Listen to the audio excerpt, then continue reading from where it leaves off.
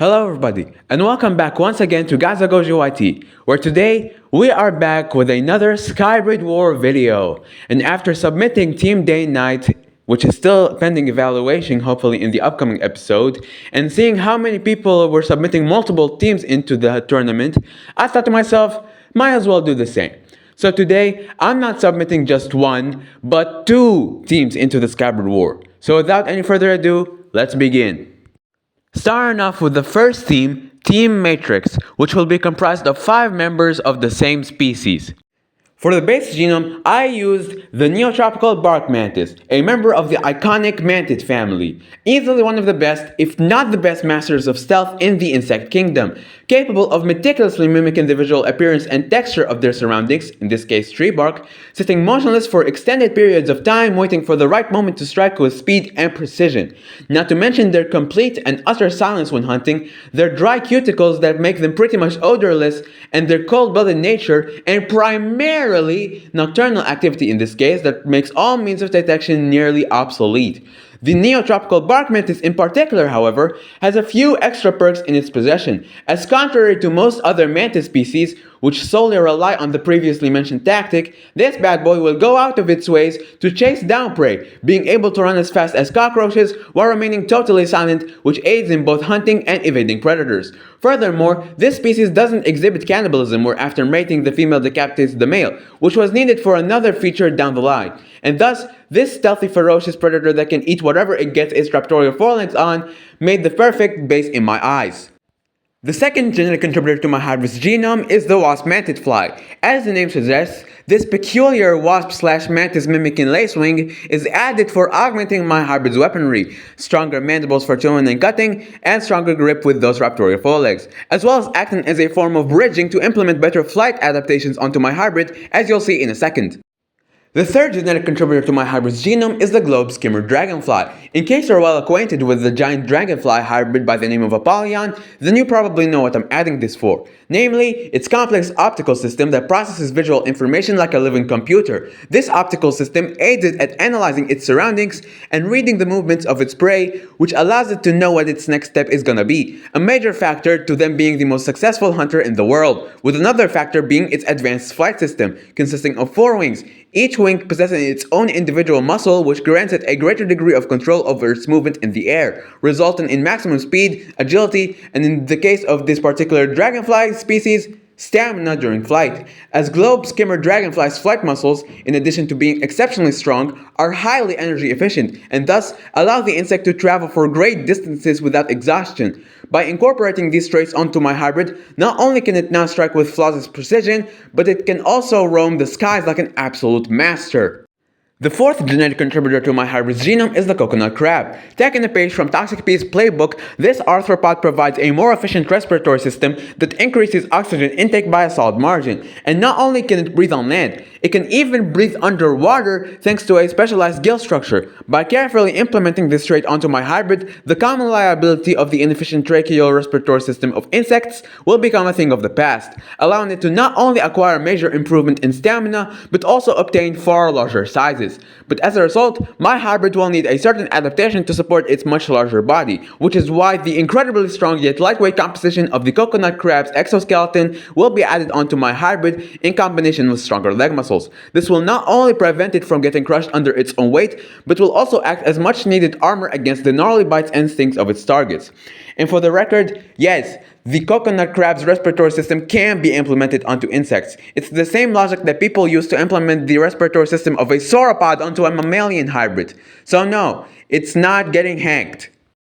The fifth genetic contributor to my hybrid's genome is Anolozymus eximius, also known as the community spider, which provides its social behavior. No hive mind mentality, no eusocial colonies, just a regular social pack hunting animal like lions and hyenas.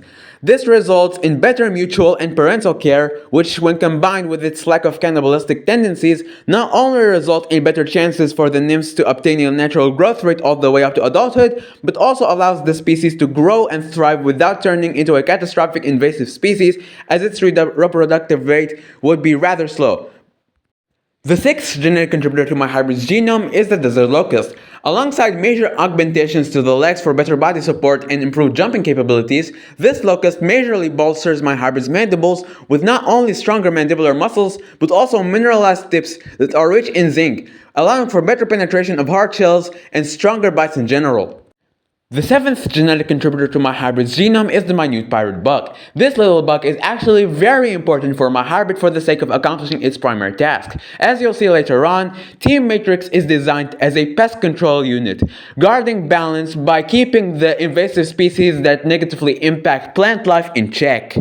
The eighth genetic contributor to my hybrid's genome is the raft spider. This additive will be used to enhance my hybrid's aquatic mobility. Raft spiders use hydrophobic hairs on their legs, which typically allow them to walk on water. Although given my hybrid's large size, this probably wouldn't work. But underwater, they help maintain buoyancy by trapping bubbles of air, also aiding in breathing underwater and remaining submerged for a whole hour. Courtesy of these adaptations, my hybrid can expand its domain to the water, acting as either new hunting grounds or as a safe shelter from predators. The last genetic additive in my hybrid's genome is arguably the most well-known pest control insect in the world, the ladybug, namely the Asian lady beetle, boasting a robust immune system to fight off all sorts of diseases, bacteria, toxins, etc. And the best part is, they don't transfer these pestilent elements to humans, making them a solid pick for my hybrid. Combine all of these genomes together and you get Metallische Ninja Gottes Anbeterin, name meaning the metallic ninja mantis, codename Neo. Pause to read all of the stats on the right. Now let's discuss the methodology that Team Matrix would resort to when fighting Maggie and Valt, as well as how they get to fighting Maggie and Valt to begin with. So during daytime, the members of Team Matrix are resting in the forest, blending in with the surrounding tree bark as they proceed to fuel their bodies under the sun rays given their cold-blooded nature. When suddenly, Team Mimic accidentally crashes their party for their little playtime session. The Mantis hybrids remain motionless, however, observing the movements of these two peculiar archosaurs in order to predict their next moves, all while staying out of their radar. After all, in the eyes of these opportunistic predators, these two sure pack a lot of calories in them. And when they're done analyzing, Maggie flies right past one of them when BAM! She's caught by his raptorial forelegs, unable to break free as the ninja mantis proceeds to chomp through her neck. Valt, noticing his partner getting attacked, rushes in for the rescue but is quickly jumped midair by the remainder of the mantis squad, his wings torn apart in the blink of an eye and his neck being shredded to pieces as he gets eaten alive, whereas Maggie has already been decapitated at this point, and so Team Matrix has gotten itself a tasty meal. But it is during nighttime that the real fun begins, as it is then that the mantises go out for the hunt, and their destination? The cornfield. You see, Team Matrix was sent to the Bolt family battlegrounds by my company after we received an order from a client by the name of Farmer Yellow, who owns a barn on said battlegrounds, where he asked for our help to deal with Maggie and Maddie, who were constantly hijacking his animals. On the night of deployment, however, Maddie felt sick and couldn't join her little sister, so Valt came in with her instead to give her company. Little did they know, Farmer Yellow had enough, and this time, he had a security team in hand. Sprinting through the field like the raptors from the Lost World, Team Matrix jumps Maggie and Valt, overwhelming them with their numbers, speed, and agility, as the formers tear them apart piece by piece in a dark but silent night. Maddie, traumatized by her sister's fate, never dared to come back ever again, and Farmer Yellow and his animals would finally know peace. Now it's time to move on to our second team, Team AK-47, which will be comprised of two individuals of the same species. And before we begin, I'd like to give a shout out to my friend Colin from Discord, who gave me the inspiration to make these two hybrids. The first genetic contributor to my hybrid's genome is the shoebill stork. This will be my hybrid's base genome, providing the overall body plan very well adapted for life on land, air, and water, with its iconic build capable of generating that machine gun-like sound, as well as being used to hunt down fish, frogs, and even baby crocodiles. The second genetic contributor to my hybrid's genome is Phorusrhacus longissimus, which increases my hybrid's size, as well as giving it stronger neck muscles and a more pronounced hook tip on my hybrid's beak. The third genetic contributor to my hybrid's genome is the secretary bird, which provides a handful of augmentations to my hybrid, including its unique head crest for display, its two elongated tail feathers which will be accompanied by those from another genetic additive to increase aerial maneuverability, its pair-based hunting style, and most importantly, its leg structure, being able to kick with immense force and precision courtesy of its superb processing speeds. The fourth genetic contributor to my hybrid's genome is the common emu, which makes my hybrid all the more social, augments its leg structure from the secretary bird, making it better adapted for kicking, running, and even jumping, allowing it to jump for takeoff, and even gives it its iconic toe claw, allowing it to concentrate the power of its kicks onto a very small and pointy edge, making its kicks very lethal. The fifth genetic contributor to my hybrid's genome is the harpy eagle, the biggest modern-day bird of prey. This bad boy augments my hybrid's senses of sight and hearing, making it able to detect prey and threats from miles away. In addition, it increases my hybrid's intelligence, allowing it to pick up on the strategies of its opponents and adapt to them in a split second. Furthermore, it bolsters my hybrid's flight prowess, giving it shorter and broader wings with stronger chest muscles as well as its tail feathers, making it very agile in the air and capable of dodging attacks with ease. And lastly, it gives it its iconic talons, which further strengthen its kicks by concentrating the power of it on even more pointy edges across the entire foot. The sixth genetic contributor in my hybrid's genome is the honey buzzard, which makes up the first half of my hybrid's defenses, with its interlocking feathers, thick skin, and venom resistance, allowing it to resist a lot of Maggie and Valt attacks straight from the get-go.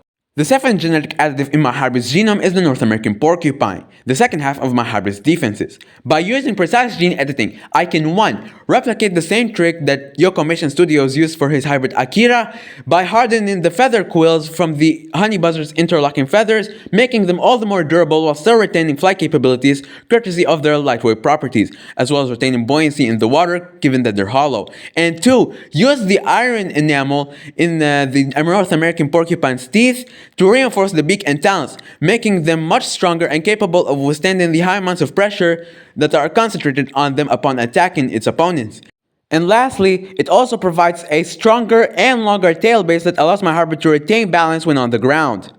The eighth genetic contributor to my hybrid's genome is the vampire bat, which provides its immune system for resisting all sorts of toxins and diseases, as well as managing the levels of iron in its body, coupled with greater hearing and even further bolstering the hybrid's social nature.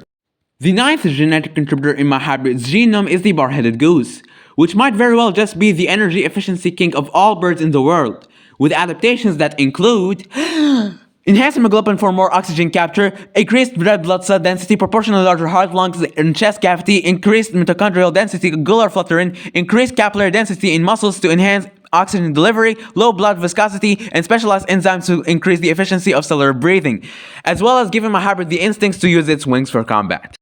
And closing up our genome is the hyacinth macaw, the largest parrot species in the world, which further augments my hybrid's jaw musculature and gives it a stronger, more hooked beak, better designed for biting and thrashing, as well as its specialized mouth insides for biting down on hard objects and thorny defenses with greater ease. And lastly, it augments my hybrid's intelligence by a wide margin and makes it all the more social, making it better adapted for working in a group. Combining all of these genomes together and we get Ciconia rostrofusco vagatrix, name meaning the rifle-billed prowler stork, with the two individuals codenamed Denzel and Pauletta respectively. Pause to read the stats on the right. So, how would a fight between Team Mimic and Team AK-47 roll out? And how would they come to fighting each other to begin with? Well, Denzel and Pauletta would have arrived to the Bolt family battlegrounds in a similar manner to Team Day-Night, via migration. Except that unlike Sunny and Dracula, whom their migration was forced upon them after the destruction of their original home due to human activity, the former's migration was more naturally driven, especially since the bar-headed goose present in their genomes is known to migrate for vast distances. So, upon settling in their new home, near a riverbed in the forest, they are immediately noticed by Team Mimic, who aren't exactly keen on having new neighbors. And so, they try to force away the newcomers, which causes a fight to break out. Fortunately for Team AK-47, their superior range, coordination, agility, and armaments allow them to dispatch Maggie and Valt with ease and rightfully claim their new territory. And that's all for today. I'd like to thank you so much for watching this video till the end, and be sure to tune in next time where I pit my hybrid Iblis up against the most powerful hybrids of the entire Great Hybrid War. So until next time, goodbye.